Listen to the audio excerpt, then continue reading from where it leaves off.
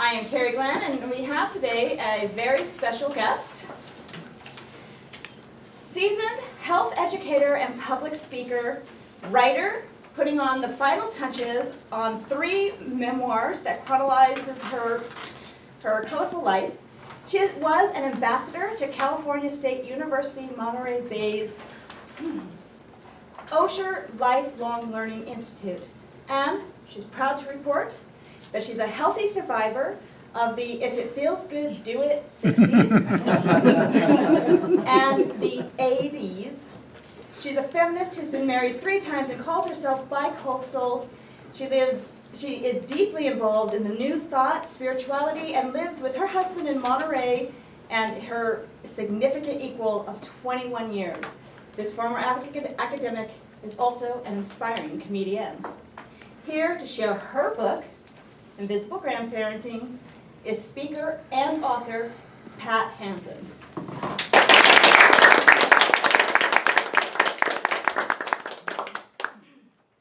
Welcome, Pat. Welcome to the show. So your book, Invisible Grandparenting, chronicles the pain, the journey, and the recovery of your life as an invisible grandparent. Especially you use letter writing. Can you tell us about your granddaughter, Annie? Annie, I usually hold up a picture of her, and I have changed the names of everyone, except for my own. Annie is now 13 years old, and the last time I saw her, she was 4. That's 9 Valentine's Days, and 9 Christmases and Thanksgivings, and the worst of all is 9 Mother's Days. And the reason I don't see her is my son, 14 years ago in his bad boy stage,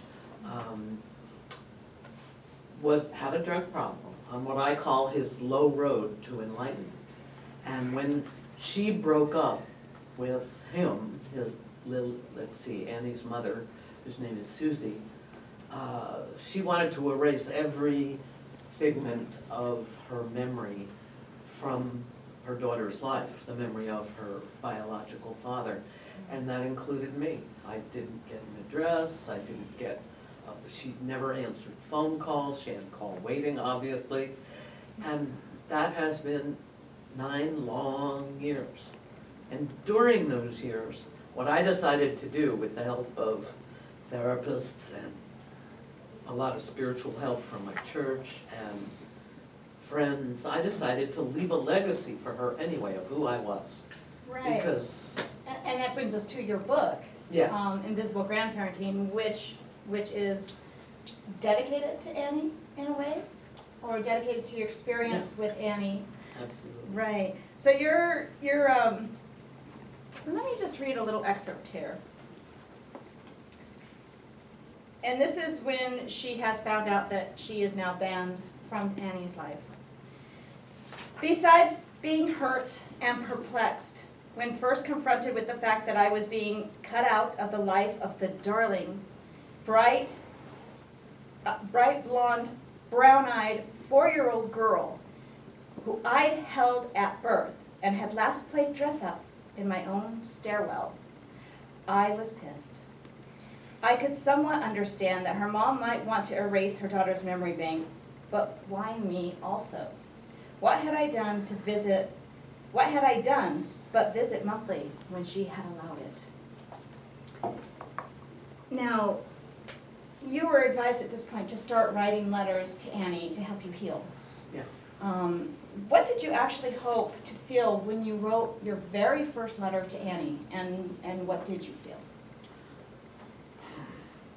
What I felt was a sense of relief that I was doing something to share my values and memories, and I told her about who her biological father was, and I thanked her mother for marrying someone new who is really being a dad to Annie. And I also just said, I will be your sort of guardian angel. I'll hold the high watch for you and envision you getting everything you deserve and all the things you need in life, but from a distance, invisibly. And I wrote hundreds of letters a few dozen of which are in the book. Right, you can actually read some of these letters in Pat's book when you get the book. They are touching. When did you feel like you had the first flicker of hope of a recovery? Not just that it felt good to write a letter, but that you felt like, I'm on this road, now I'm going to recover. What was that first flicker of hope? Well, there were two kinds of letters I wrote. I wrote some letters that I saved, all the ones about where we would go and Right. questions that I asked her, and I wrote a hypothetical answer like, "You've been married 3 times, Grandma, why?" You know, and so I wrote that answer. But I also wrote letters to her mother and to the institutions that were keeping me from seeing her, filled with rage and my disappointment and my pain. Those I burned, literally, into a full moon, dancing to Janis Joplin's "Piece of My Heart." Piece of my heart, oh baby. And then I could diffuse some of that energy and move it toward forgiveness. So it was that fireside ritual that gave you that first spark of hope. Yeah. That is fabulous. Well then, on any journey to the summit, it is fraught with challenges. You have to have resilience. You have to understand that that path is not going to go straight up to the top. You're going to wind, you're going to turn. Sometimes you're going to go back down a little ways, and sometimes you may fall off even. What is the one challenge you felt could have derailed your hope to surmount these difficulties and recover? What challenge would have derailed my hope of a happy ending? Right. My son continuing in his bad behavior, and me just having that mother fear, mother horror, that he did not drop the bad choices he was making. And if you focus on the fear, and you focus on what you're missing, you're not putting the energy of healing and hope and imaging a good future. So not focusing on the fear and not focusing on what was missing, but being grateful for everything I do have in my life. My husband, living on the Monterey Peninsula, you know, a great Toastmasters group. Yeah, I kept my mind off things with both gratitude and not focusing on the fear. Right, because those fears are real and they can derail. That's actually a very intelligent way to overcome something that can derail you. Thank you. Now, from other invisible grandparents, such as Dari, Roxanne, and Gloria, to Chelsea, an invisible aunt, your book explores others who are like you, invisible. How does this inclusion help you to heal? I think it will help others to heal. Every time I've spoken about this in New Thought churches or anywhere else, somebody comes up and goes, "Oh, I thought I was the only one." And I let them know they're not alone. And I once had an agent look at the book before I got it published, and she said, "This is just your story. I want to hear other parents' stories."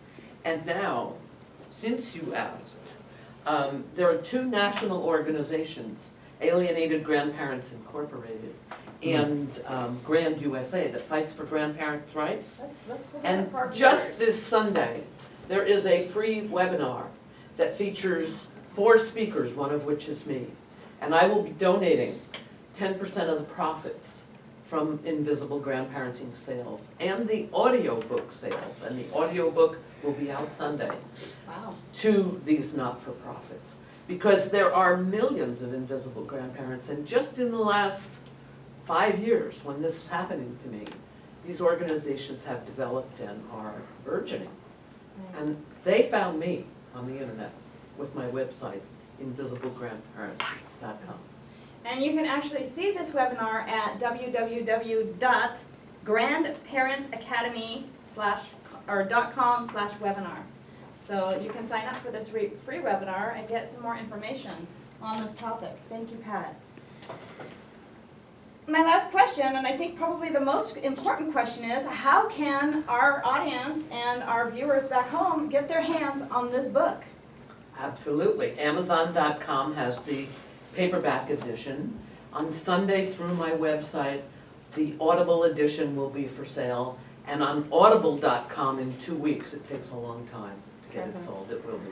All right, thank you, Pat Hansen. Thank you for coming.